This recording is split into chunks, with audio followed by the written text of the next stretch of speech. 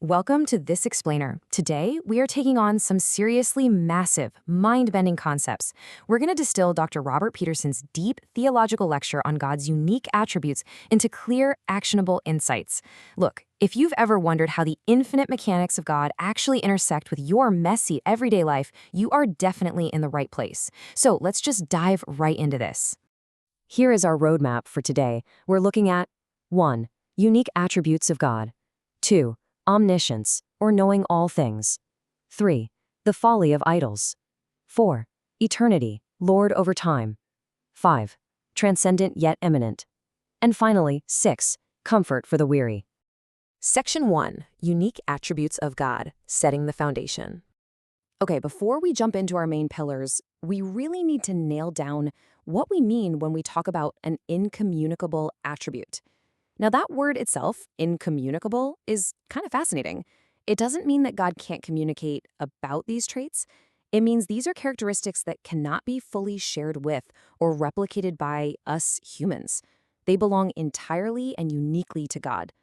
So while we can reflect attributes like love or justice, which are what we call communicable attributes, incommunicable ones are where God stands completely apart from creation. And just so you know where we're anchoring this, the foundation for our entire explainer today is derived directly from the academic work in Session 12 of Dr. Robert Peterson's lecture series on theology proper. His material tackles these distinct perfections of God head-on. Moving right along to Section 2, Omniscience, knowing all things. Omniscience. It's a huge word, but it basically just means God is completely limitless in knowledge and understanding.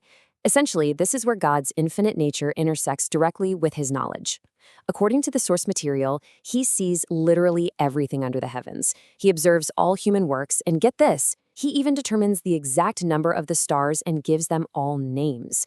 To put that into perspective, his knowledge is utterly comprehensive across the past, the present, and the future. Section 3. The folly of idols, a stark contrast. To really grasp the sheer weight and magnitude of God's limitless knowledge, the source text gives us a rather dramatic and honestly kind of humorous contrast from the book of Isaiah. It brilliantly highlights the absolute absurdity of idol worship. Imagine this. A craftsman plants a tree, waits years for it to grow, chops it down, and then uses half of that exact same block of wood to roast his dinner and keep warm. And then, with the leftover piece of kindling, he carves a little figure, falls down, and says, "Deliver me, for you are my God." It's ridiculous, right? The text points out how God uses his omniscience to just completely blast the ignorance of idols. They know absolutely nothing, while he declares the end from the beginning. But here's the really crucial point. This infinite knowledge isn't just some abstract cosmic reality. It's deeply personal. God's omniscience acts like a piercing searchlight on the human heart. Now, admittedly, that's pretty terrible news for someone trying to hide their guilt, but it is deeply comforting for believers. Just think about Peter for a second. After denying Jesus 3 times, he doesn't have to rely on his own flimsy track record to prove his devotion. Instead, he just rests entirely on Christ's omniscience, saying, "Lord, you know everything. You know that I love you." Section 4, Eternity, Lord over time. Shifting gears from infinite knowledge, we arrive at our second big pillar, God's relationship with time.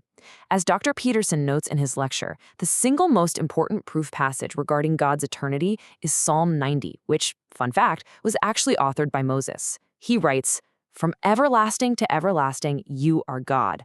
It is just a profound recognition of God's limitless nature compared to our incredibly brief, fleeting existence.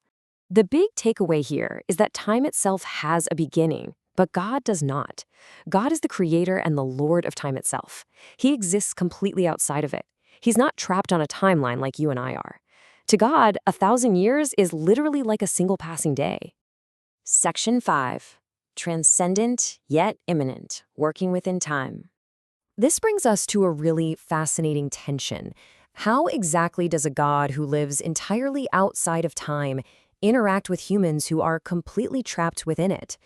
Well, the source text emphasizes that while God is absolutely transcendent, meaning he is over and above time, he voluntarily enters into it. He becomes intimately immanent.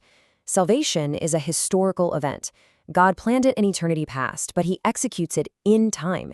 Through Old Testament sacrifices, through the very real physical incarnation of Christ in the first century, through the present work of the Spirit and looking forward to the future return of Jesus. He's Lord over the timeline, yet he steps right into it to orchestrate our redemption.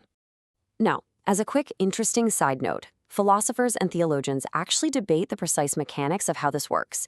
They generally fall into two camps. The timeless view argues that God lives in a sort of eternal present, completely outside the flow of time. On the flip side, the everlasting view argues God exists endlessly, moving backward and forward through all of time. The source text stays pretty neutral here, focusing instead on the beautiful reality that, regardless of the philosophical mechanics behind it, God genuinely relates to us right here in our temporal reality. Section 6. Comfort for the Weary. Theology in Practice. To wrap up our explainer today, we really have to bridge the gap between this high academic systematic theology and your actual everyday life. Because, let's be real, why does this matter on a random Tuesday morning when you are just exhausted? Well, the text concludes by examining Isaiah chapter 40, proving that God doesn't just possess these infinite perfections in the abstract, he actively puts them to work.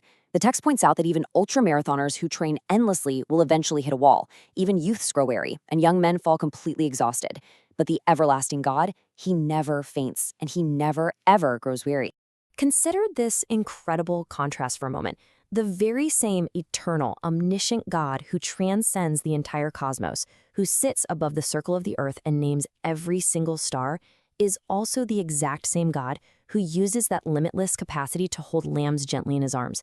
He literally uses his infinite, incommunicable power to strengthen finite, exhausted people like us. I want to leave you with this provocative thought to chew on. Consider how viewing your daily struggles through the lens of God's incommunicable attributes might completely reshape your understanding of endurance.